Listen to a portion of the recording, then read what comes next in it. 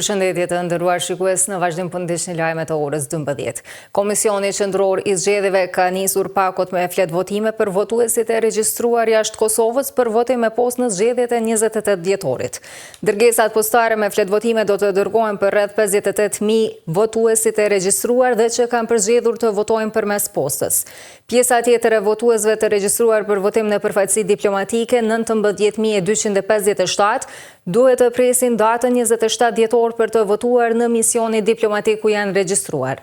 Zëdhënësi i KQZ-s Valmir Elezi ka thënë se flet votime të cilat janë printuar në Sloveni kanë arritur në Kosovë më 12 dhjetor dhe pas kësaj shërbimi votues i KQZ-s ka bërë përgatitjen e pakove individuale për secilin votues të regjistruar, të cilat tashmë janë të gatshme për t'u dërguar jashtë vendit në adresat e votuesve të regjistruar. Sipas KQZ-s, votimi përmes postës do të përfundojë më 27 dhjetor. Komisioni qendror i zgjedhjeve sot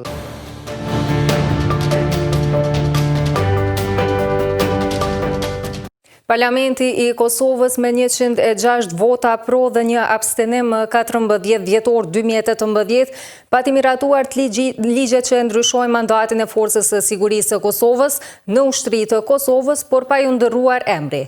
Ligjet që u miratuan ishin projekt ligji për Ministrinë e Mbrojtjes, projekt ligji për Forcën e Sigurisë së Kosovës dhe projekt ligji për shërbim në FSK. Amendamentet e ligjeve u votuan një nga një.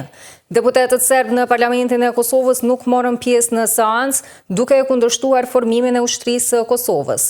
Udhëhecit e institucioneve, votimin dhe miratimin e ligjeve për ushtrinë e cilësuan si ditë historike dhe një nga vendimet më të rëndësishme që nga shpallja e pavarësisë më 2008.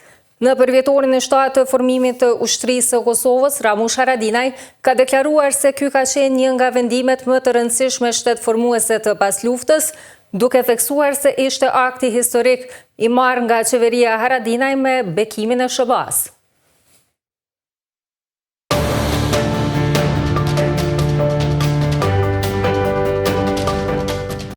Për 48% është rritur importi i energjisë elektrike gjatë 9 mujorit të parë të këtij viti krahasuar me periudhën e njëjtë të vitit të kaluar. Bazuar në të dhënat e Agjencisë së Statistikave, derisa importi ka shënuar rritje gjatë kësaj periudhe, është regjistruar rënje e prodhimit vendor për afro 20%. Njohësi i fushës së energjisë Adhurim Haxhi Musa ka thënë se importi në 5 vjetët e fundit është katërfishuar krahasuar me 5 vjetët paraprak. Nga zyra e rregullatorit për energji ka njoftuar se në fund të këtij muaji do të fillojë shqyrtimi i tarifave të reja për vitin 2026, por nuk kanë treguar nëse ka indikacione për rritje të tyre apo jo. Rritja e importit të energjisë është shoqëruar edhe me dominim në treg të një kompanie, gjë që ka nxitur debate akuza mes partive politike në vend. Sipas Haxhi Musës, kjo do të mund të sqarohej lehtësisht nëse do të kishte transparencë nga ana e zërrejës. Jo transparente zërreja është treguar edhe në rastin e mos publikimit të planit vjetor për energji për vitin 2025.